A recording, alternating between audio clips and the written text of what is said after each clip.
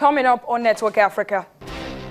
Stranded Nigerian students in the UK fear deportation, alleging that home government refused to complete their tuition fees, leaving them homeless. Ethiopia faces the severe effect of El Nino as the UN warns of massive spike in food and water.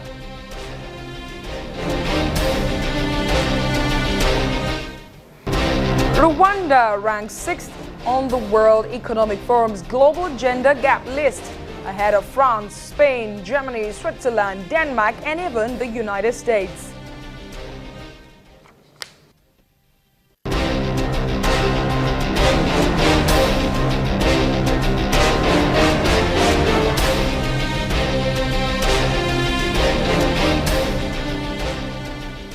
Hello and welcome to Network Africa. I am Adeshewa Josh.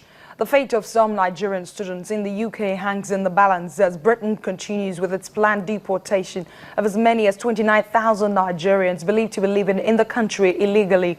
Though some Nigerian students gain admission through scholarships as they go after their dream of a higher education, stories of funding running dry are making the rounds, with some students claiming that they have been left homeless, unable to complete their education, and now face imminent deportation.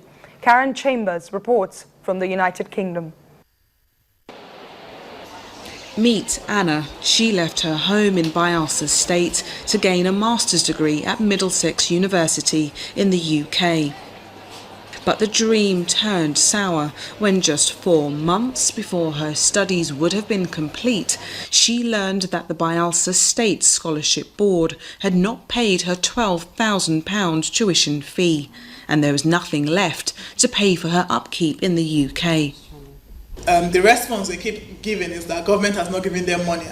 So what I'm waiting for now is for the Home Office to write to me and to school for me to know what next to do, because apparently if they once the school writes to the Home Office, it means they're telling the Home Office we're no longer sponsoring this girl. Anna and some 30 Bayelsa students say that the sponsorship board have left their education in jeopardy, and for some, they now find themselves homeless abroad. We've not been paid for years now. So that has really affected our studies, because you can't study without money if you're thinking about tuition fee all the time. And then this tuition fee, it's not something you can afford. It got to a point where we all got tired of relying on anyone back home and calling them. So we now said, okay, since the situation is getting so bad, we should actually do a protest. A father of the state and a father of his children, we are stranded here. To raise awareness, they took their fight to the Nigerian High Commission in London, protesting for some 7 hours that the sponsorship agency back home had been ignoring their letters and their calls. We're suffering. We're almost at the verge of being deported. We're asking the embassy did write on their behalf. Anna says there's been no reply. Some of us that are PhD students cannot graduate. The issue is also affecting some Bayelsa students studying for PhDs. Some have not had a single payment since April 2014.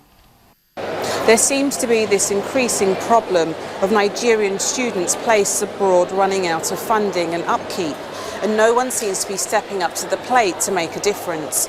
For students like Anna, the dream of gaining the British degree at the British University continues to slip away. Karen Chambers, Channels Television News, London. Now let's take a closer look at this story. I'm now being joined by Olivia Bolaluko, who is a barrister and solicitor of the Supreme Court of Nigeria. She works with Curling Moore Solicitors in the UK in the Family Law and Immigration Department. She joins me now on Network Africa. Thank you so much for making our time to speak to us on the program. Thank you very much. Well, so much has been said about the alleged deportation process of many Nigerians, which appears to have started already. No doubt there are many lurking issues which calls for careful legal perspective. As an expert on this field, what are your views? Thank you very much. One of the things that has happened is that since Conservative came into power, one of the goals they have is to reduce immigration, right? Because immigration is affecting housing services, it's affecting school services. So it's not only about Nigerians, it's about non-EEA, non-European Union Community countries, for which Nigeria is one of them. Now, the immigration rules are changing almost every 3 months, thus giving a lot of concern for lawyers. Because by the time you get to court, you want to defend your client, you find out that the rules have changed. And we know, for example, that sometime in October, we had the news that 29,000 Nigerians are meant to be deported. We would have expected that Nigeria would have put in initiatives, come up with ideas to have a dialogue with the British government concerning this. It's a slap on the face of the deportees that have been deported in Nigeria at the moment.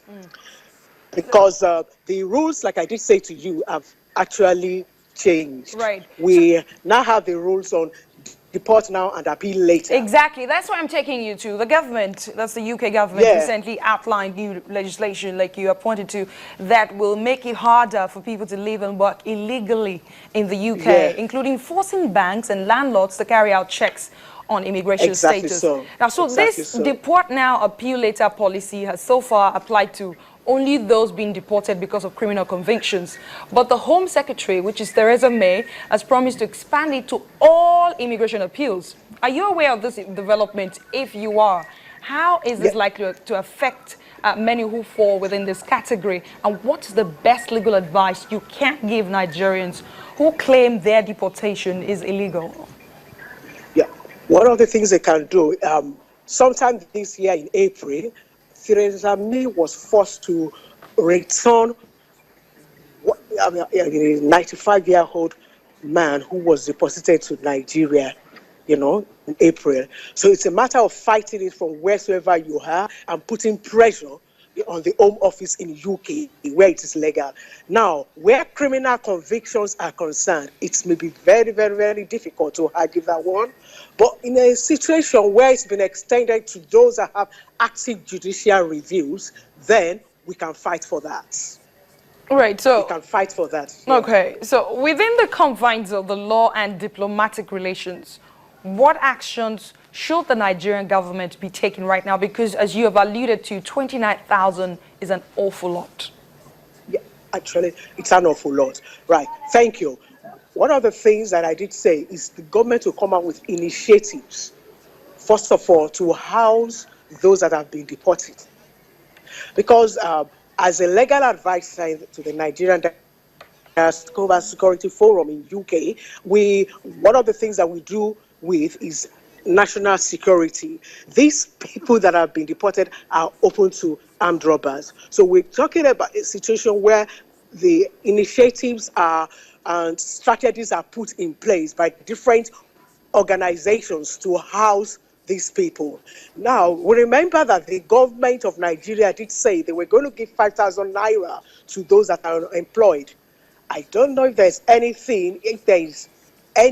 plans for those that have been deported or those that find themselves in strange circumstances coming from UK or anywhere abroad. Right. Because if the No, go ahead. We're listening. If the UK government if the UK government sees that we back at home, we are making efforts to accommodate those that sent back, at least they'll know that, well, they have to draw back, they have to apply the humanitarian act. But I'm so surprised that I've not had any press statement being made about those that have been deported. Before, let me come in here quickly. I also know that there is administrative removal and there is deportation. Where do you draw the line between these two, and which one is legal, which one is illegal? Now, deportations basically has to do with removal from the UK of any nationals by the state government. Those that are, you can't be walking along the street and you just get deported. No, there are people that the Secretary of State has said that they've either been in breach of some certain immigration rules and also criminal convictions. But now it's also extended to other people who have entered illegally. Now, ordinary removal, on the other hand, it also concerns when people are told to leave. You know, when the Home Office gets an application, they make a decision. In that decision, they ask you that your application cannot go further, that it's been refused, and they now ask you to leave. Right. So a lot of the times, I know a lot of people are shouting about deportations, but the only people that are going to be deported are those that are already in the camps. Those are already in detention camps. Those are the people that are going to be deported. But those that have administrative removals ideally should not be deported. They shouldn't be deported because they are given an option to either fight the case, you know, with all the relevant information, or go back home. All right, then we'll keep an eye on this story. It's definitely a developing story, and we'll see how it goes. Thank you so much, Olivia Luko, a barrister and solicitor of the Supreme Court of Nigeria. She works with Curly Moore Solicitors in the UK. Thank you so much for speaking to us on Network Africa. Yeah, it's my pleasure. Thank you. Bye-bye. Let's take a short break on Network Africa. When we come back, thousands of Kenyans defy the rain to join the Pope for the biggest mass yet at a university campus in Nairobi. In a moment.